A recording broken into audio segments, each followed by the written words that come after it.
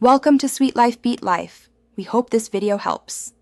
In this video, I will show how to make pancakes Ruby Ka Kitchen. Preheat a non-stick pan over medium heat and lightly grease with butter or oil.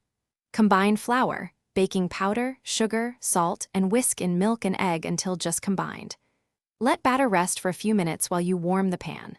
Spoon batter for each pancake, cook until bubbles form, then flip and cook until golden brown.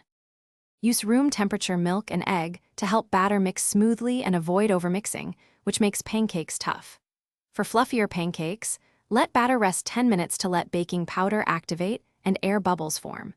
Add a tablespoon of melted butter for richness and fold in blueberries or chocolate chips gently. Adjust consistency with a little more milk if too thick.